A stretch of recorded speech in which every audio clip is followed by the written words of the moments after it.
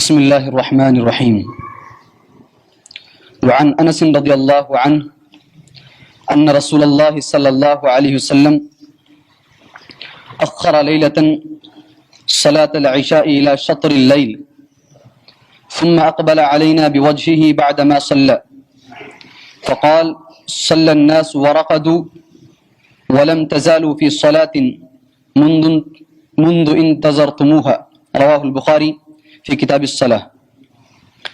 حضرت انس رضی اللہ تعالیٰ عنہ سے روایت ہے، رسول اللہ صلی اللہ علیہ وسلم نے فرمایا، ایک رات عشاء کی نماز آدھی رات تک نبی کریم صلی اللہ علیہ وسلم نے مؤخر کر دی، صحابی کہتے ہیں.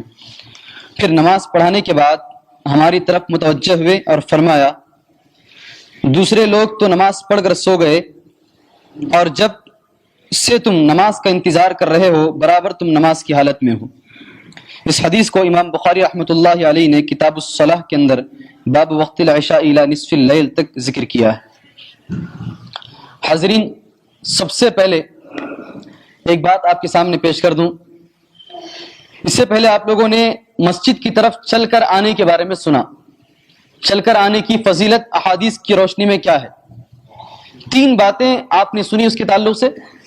پہلی بات تو یہ ہے کہ جو آدمی اندھیروں میں، اب اندھیرا تو ظہر عصر میں نہیں رہے گا میرے خیال میں، فجر میں اور عشاء کی نماز میں اندھیرے کے اندر چل کر کے مسجد کو آتا ہے، اس کے بارے میں حدیث میں کہا گیا ہے اللہ تبارک و تعالیٰ قیامت کے دن اس کو نور تام عطا کرے گا. نور تام، نور، اور نور بھی ناقص نہیں، مکمل نور اللہ تبارک و تعالیٰ اس کو عطا کرے گا. پہلی چیز. دوسری چیز جو بتائی گئی ہے، قیامت کے دن جنت میں اللہ تبارک و تعالیٰ اس کے لیے مہمان نوازی تیار کرے گا جو آدمی مسجد کی طرف چل کر کے آتا ہے. تیسری چیز جو بتائی گئی، یہ قدم آپ رکھتے ہیں آپ کی ایک نیکی لکھی جاتی ہے، دوسرا قدم آپ رکھتے ہیں تو آپ کا ایک گناہ مٹا دیا جاتا ہے. یہ 3 باتیں مجمل طور پر آپ نے نماز کو چل کر آنے والوں کے بارے میں سنی. اور ایک اور حدیث آپ نے سنی کہ ایک صحابی جو بہت دور سے چل کر آتے تھے، ان سے کسی نے مشورہ دیا کہ تم جو ہے ایک گدھا خرید لو اپنے لیے. انہوں نے کہا کہ نہیں، مجھے یہ بات پسند ہے کہ اللہ تبارک و تعالیٰ میرا چلنا اور میرے گھر کی طرف لوٹ کر کے جانا لکھا جائے. اتنی باتیں آپ نے سنی، میں نے مختصر طور پر خلاصے کے انداز میں آپ کے سامنے پیش کی. اس کے بعد فوری طور پر آ جائیے نماز کا انتظار کرنا. نماز میں انتظار کرنا، اس کی فضیلت کیا ہے، یہ کچھ باتیں آپ کے سامنے آج کہی جائیں گی. نماز کا انتظار، پہلی بات تو یہ ہے، حدیث میں آتا ہے جو آدمی نماز کا انتظار کرتا ہے اس کو اللہ تبارک و تعالیٰ جہاد میں سرحد پر جا کر کے پہرے داری کرنے کا ثواب دے گا. 3 چیزوں کا تذکرہ آتا ہے، ایک تکلیف کے وقت میں وضو بنانا، ایک نماز کا انتظار کرنا، اور دوسری طرف مسجدوں کو چل کر کے آنا. یہ تینوں چیزوں کا ایک ثواب بتایا گیا ہے. اس میں سے ایک چیز ہے نماز کا انتظار. نماز کا انتظار کرنے سے کیا ثواب ملتا ہے ہم کو بولیے جی؟ جہاد میں جا کر کے، غور سے سنیں اس کو، جہاد میں جا کر کے سارے مسلمان جب سو جاتے ہیں تو آپ کو پہرے داری کرنے کے لیے کھڑایا جاتا ہے کہ کوئی کافر رات میں حملہ نہ کرے مسلمانوں پر. اس کو عربی زبان میں بولتے ہیں الرباط. کیا بولتے ہیں اس کو؟ الرباط. تو اگر آپ نماز کا انتظار کرتے ہیں تو آپ کو رات میں پہرے داری کرنے کا، اور وہ بھی جہاد کے اندر، آپ کو ثواب ملے گا نماز کے انتظار کا. صحیح بخاری شریف کی حدیث ہے. پہلی بات. دوسری بات، نماز میں انتظار کرنے کا کیا ثواب ملتا ہے؟ اگر آپ نماز کا انتظار کرتے ہیں تو آپ نماز کے اندر ہی ہیں. یہ بھی بڑی بات ہے.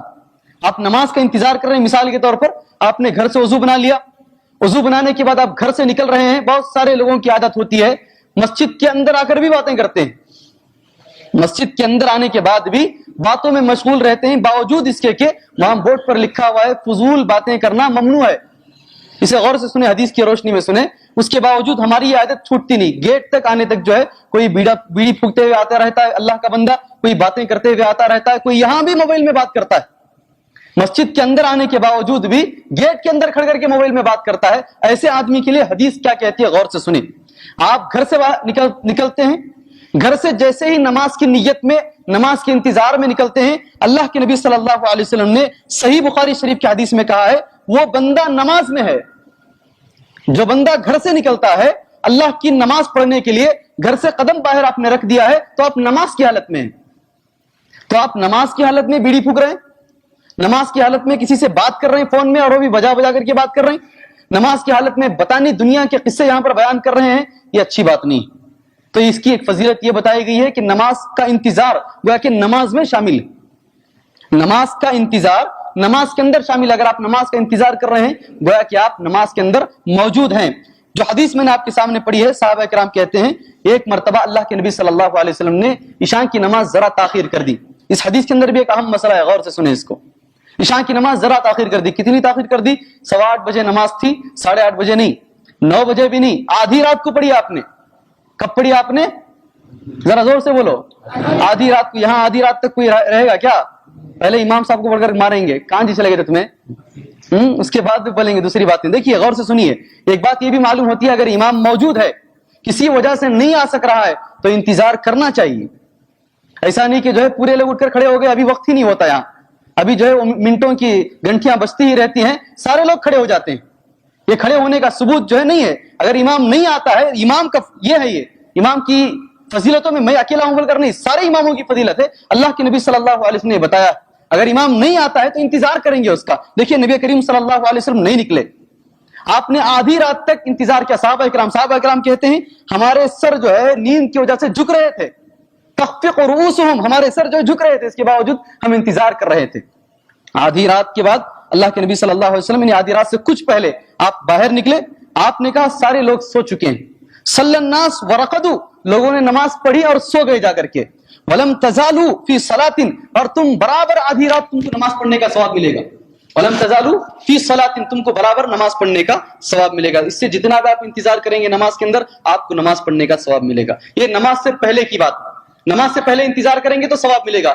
نماز کے بعد اسی جگہ پر بیٹھیں گے تو کیا ملے گا, اس کو بھی سن لیجئے. صحیح بخاری شریف کی حدیث ہے ان رسول اللہ صلی اللہ علیہ وسلم, اس لیے یہ بات ان لوگوں کو بتا رہا ہوں, بعض لوگ ہوتے ہیں کھجلی ہوتی ہے ان کو, السلام علیکم السلام علیکم جیسے امام پھیرتا ہے فوراً بھاگنے کی فکر میں رہتے ہیں, آتے تاخیر سے, نماز پڑھتے ہیں, پڑھنے کے بعد جیسے ہی سلام پھیرتے ہیں فوراً بھاگنے کے چکر میں رہتے ہیں. پتہ نہیں یہاں کون ان کو مارتا ہے, کون ان کو تکلیف دیتا ہے, یا کون سا کیڑا آ گیا ہے ان کی بدنوں میں, یہ تو اللہ عالم بالصواب, اللہ بہتر جانتا ہے. صحیح بخاری کی حدیث ان کے سلسلے میں کیا کہتی ہے سن لیجئے. ان رسول اللہ صلی اللہ علیہ وسلم قال, میری بات کی قدر نہ کرے, اللہ کے رسول صلی اللہ علیہ وسلم کی بات کی قدر کریں. غور سے سنیں. الملائکۃ تصلی علی احدکم ما دام فی مصلاہ الذی صلی فیہ, سارے لوگ غور سے سنیں. فرشتے رحمت کی دعا کرتے ہیں اس آدمی کے لیے جس نے نماز پڑھی, نماز پڑھنے کے بعد اسی مقام پر بیٹھا رہا. جب تک وہ اسی مقام پر بیٹھے رہے گا اس وقت تک فرشتے اس کے لیے رحمت کی دعا کرتے ہیں. صحیح بخاری شریف کی حدیث ہے, کتاب الاذان کے اندر صحیح امام بخاری رحمۃ اللہ علیہ نے اس حدیث کو پیش کیا. حدیث کے الفاظ کیا ہیں؟ جو آدمی نماز پڑھتا ہے, نماز پڑھنے کے بعد اسی مقام پر بیٹھے رہیں تو فرشتے اس کے لیے کیا دعا کرتے ہیں؟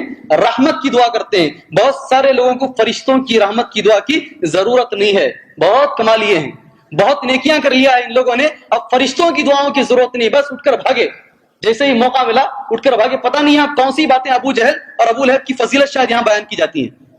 شاید ایسا لگتا ہے اس مقام پر بیٹھ کر ابو جہل اور ابو لہب کی فضیلت بیان کی جاتی ہے, اتنا تیز بھاگتے ہیں تعجب ہوتا ہے. دیکھیے حدیث کیا کہتی ہے, جب تک بیٹھے رہیں گے, آپ لوگ بیٹھے ہیں نا, جتنے لوگ بیٹھے ہیں فرشتے ان کے لیے رحمت کی دعا کر رہے ہیں نماز پڑھنے کے بعد.